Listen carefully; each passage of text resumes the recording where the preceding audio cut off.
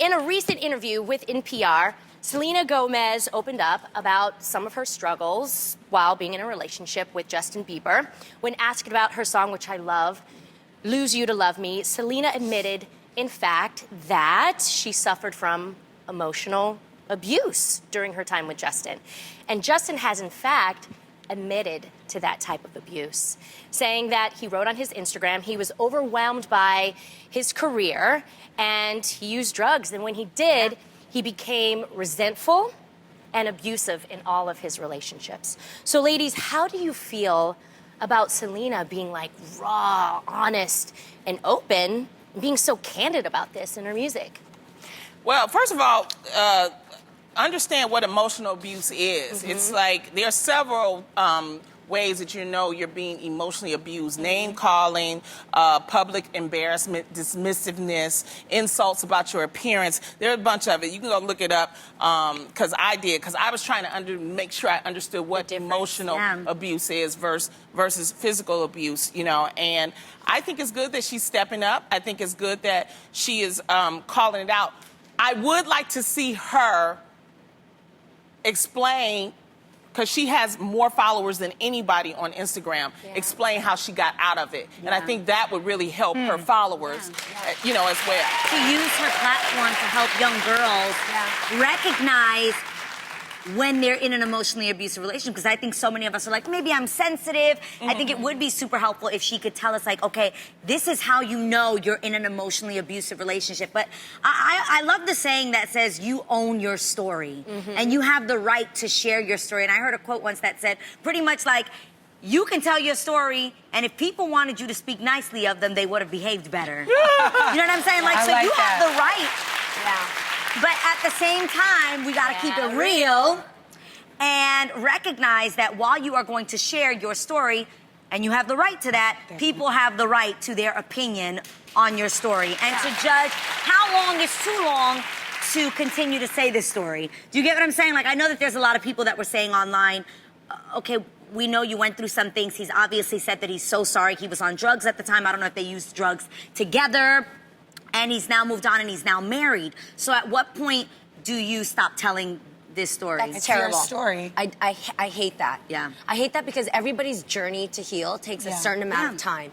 And I want to say that I applaud her because part of showing you how you've dealt with emotional abuse and to own what has happened to you is to come out and speak about it. Some people, especially in celebrities, it's so easy to put on hair and makeup and come out here and act like everything's all good.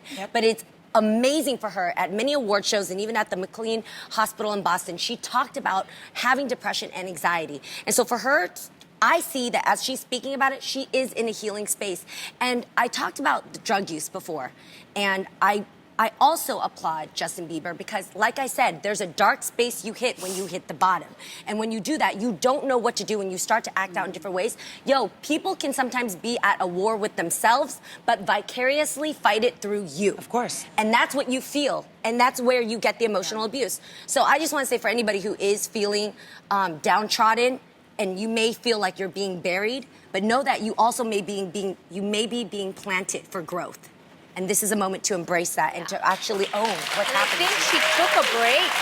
She took a break for a while to allow herself, you know, to heal. And now is the time, you know. But how long has it been since they broke up? I think, like, is it? But again, like, your path is your path. Yes. I mean, and then you sometimes mature into different spaces and you realize something is different than what it was. So I think that sometimes it's like, when you're younger, you may think, oh, like, we just argued a lot. Then you get older and you realize, no, I was in a dysfunctional relationship. And then you realize, wait, I was abused, because sometimes you realize later that toxicity that you experienced earlier is showing up in these other relationships. And you're like, wait a minute. I just want to finish by saying, I think a lot of us don't have a lot of role models for what a good relationship and a healthy relationship looks like. So sometimes we don't even recognize it as abuse because we're so accustomed to this dysfunction that we think that this is just us having difficulties. And it's like, no, sometimes it really is going way further than simply just having differences. And it really is something that is abusive and you need to exit. I would really love to hear Justin's side too, in the sense that what I mean is he's a believer now. he says that he's changed. He's going to church. He's married. He's So always I hope that Maybe I hope, it is no, I mean in helpful his hearing from the music. abuser's side of I how wanna- they changed, I wanna- too. Yeah, that's what I'm saying. I'm not defending his behavior at all. I'm just saying it would be nice to hear how he's come out of his dark place, how he's overcome both people his can demons. overcome. Because now he says, I'm a Christian and I'm on a different path. He got He's married. now. That's how He's you married. can So tell. Moved on. because asked you honestly, guys- well, all I know is "Yummy." That's his new song, Yeah. right? Yeah, So yeah. I would like to hear that Yeah. rawness. Yes. What has his journey been Yes, as well and- to But I heal? just want to say really quick before, I hear you, Lonnie, and sometimes it may seem it's only being dragged on by the last thing that we know that's gone on in her life. It could also not have to do with anything with him after this point. For me, like when I started talking about like healing, people thought they kept associating with the divorce. And then they kept associating with my abuse. No, sometimes there's other things that are jacked up in here that I'm learning just in general, and let me heal and let me fix myself so I can be better here and for people around me. Yeah. I just think that you shouldn't allow at a certain point, you cut it off. That's all I'm saying. Do not Well, she did. become a She did prisoner. say that it's dangerous to stay in a victim mentality. That's all I'm saying. So Because I he's do not get doing that. it. I do get that. I think people just never want to feel like you're using this to sell records. I think that's just Yeah, people never want to exactly. feel like, oh, it's convenient if you're saying this story right around when an album's coming out. Right. So I get it. You know. And speaking of emotions, we've heard that Prince Harry and Meghan Markle have moved on too. They decided to give up their royal titles and they're headed to Canada and they're living a new life, all right? Honey. Well, now a royal biographer says that Meghan is now regretting that she renounced giving up her professional life and career as an actress to be a royal. So, what do you ladies think about this? That now she thinks about it. Is this a direct quote, by the way? Exactly. Yeah. I really, Exactly. ooh, I'm This is careful the to- source. This is a royal source that In the covers Daily Mail. in the Daily Mail that covers everybody. Which- And we were told to speak about it, so let's speak about it. I feel like it's Yep, very I'm simple. right here, yo. To me, it seems pretty simple. It seems like she was like, I love this man. He's a prince. I will now become a princess. It sounds fabulous. It wasn't fabulous. She was like, I'm out. Like You know what? it seems pretty straightforward. Like, that to anybody sounds like a fairy tale. It sounds like it would be great. You might arrive there and be like, this isn't for me. I'm sure so many of us have experienced, obviously not becoming royals, but other things that you thought sounded amazing Sure. in your life. That you were like, this is going to be such an awesome Of course. experience. I'm And just you like- got there and you were like, this isn't what I wanted. I'm just careful on particular words. Regret leaving my career for a man. That's like That's a like different the narrative. whole That's a thing. different narrative than what Yeah. you're saying. Yeah. I So- think there's something to be said, though, for the fact that, and again, all of this is assumptive because Yeah. it's like she seems like she maybe possibly perhaps could have said. and Right, I'm right, like, right. Yo. right? Yes. Like, how y'all just making up a whole sentence from this woman? But I do think there's something to be said for the fact that she was an artist. She was an actress, she was an Creative, artist yeah. and a creative. And when she went into this position, it seems like when you're in this position, you don't get the same freedom to have that Yes. creativity. So I would assume maybe perhaps that possibly She thought she she had could. went over there and was like, I thought I could act. And No, they I don't was think like, she you thought she can't could act, but You know as what a I'm saying? I creative think I can person, still be creative. She They was thought like, she nah. could do that in her charity. Tamara, No, Tamara. guys, I'm having a hard time believing this statement Okay. because, like, Why? I agree with you guys. Like, I don't know if she truly Right. said this But I can because see how it Meghan could be. Markle. But Meghan Markle is smart. She's very smart, and it's Royal Family 101 that once you become royal, you have to quit your day jobs. But like, she could find creativity in Yeah. other spaces, I'm saying. Yeah, I think she thought she could find creativity in her charity work. Yeah, And but the she thing made is, didn't she do a cookbook you, and like when you become a royal, it's not about you. It's about the entity. It's about The firm. It's about the The firm. firm. It's about the monarchy. And I don't know. Maybe she thought, Possibly, perhaps. Prince Harry, he's my man. Maybe he can help me a little bit. Okay, two things. I think love is blind, and I Okay. think she loved him, and she said, I'm going to do whatever I need to do. To answer you guys' point, these stories that are coming out, I believe, are a distraction because there's other stories about the royal family, and they're trying to use this to distract. You better be a sleuth. what are those Yeah, other that's true, stories? too. Tell us, put us Well, on. you have Prince the Andrew? alleged Prince Andrew and all of that situation. There's, Oh, I don't know there's- nothing about that. There's, See? yeah, see, that's what I'm Yeah. saying. Because they working. get you caught up on this. Yeah. did. So we're going to talk about this, and They we're going to did. wish her well. That's what we're gonna do. All right. Get back to the camera, Megan. Well, to the speaking stage. of change, the big football game is this Sunday. How many of you guys are going to be tuning in?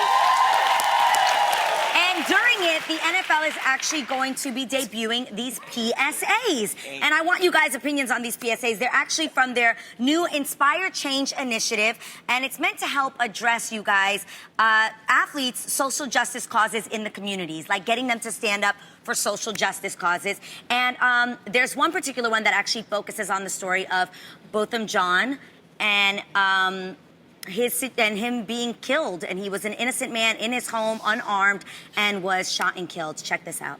What I hope to see happening is that our black boys are not seen as a threat. The color of my skin can be perceived as a weapon, and it's not. What has happened to Botham should not happen to another family. Wow. So while there are a lot of people actually applauding these PSAs, other people feel that the NFL is being hypocritical because obviously with the Colin Kaepernick situation, him standing up for social justice, and on top of that, they feel like they might be using these families to gain, you know, good favor with a lot of the people that were turning against the NFL. So ladies, what do you think about this PSA? Or these PSAs, because there's more than one. Can I just come from I'm gonna come from a hopeful place. Okay, go for it. Now, I have not watched the NFL in some time for obvious reasons. We have one audience member who's clapping, so she's like, I love her too. I ain't with it. You know, but I would love to watch the NFL, okay? Like, I would love to watch these beautiful brothers master this game and in these tight pants. Like, I would love to watch a nickel defense happen. You know, I would love to date an offensive player, but that's another comment. That's another situation. Oh. Put it out there into existence. But what I will say though, hit them DMs. But my integrity has prevented me, right? And my own ethics. And so I was actually, in watching these, I was coming from that same place of like, maybe, perhaps. But in order for there to be change, there does have to be restorative justice practices. People have to show action. Yes. People have to show beyond intention. There has to be action. And I will say that this is a small step in the right direction. Yes. It doesn't make me want to watch the game. It doesn't make me want to watch the Super Bowl, but it does make me perk my ear up that maybe Jamal the intern and Jay-Z are playing a role, percolating something. But, you know, we want to see this. We want to see this permeate the whole league, and not just about black men and police and justice, but also I would love to see this. I would love to see there also be justice paid in the league in terms of protecting women. Like, we've seen them protect men who hurt women, and I want to see them domestic violence. And I want to see some ads that reflect awareness of that as well. I want to hear a woman's story. Right. There you go. Yeah, it is ironic to see all of these PSAs and this money put towards these important messages when a man who took a knee about this years ago is sitting without a job. That's crazy. That's crazy. However, this is an attempt to do better. So it's really just us sitting back to watch. Yes. This is a $5.5 billion franchise. Let 'em So know. I would like to see the money go towards the actual restoration that needs to happen. Some activity, put these people out in volunteer services to actually go and like spend time in prisons. Let's try. Let's just sit back, y'all. Well, Don't get excited, guys. Sit back. Sit back.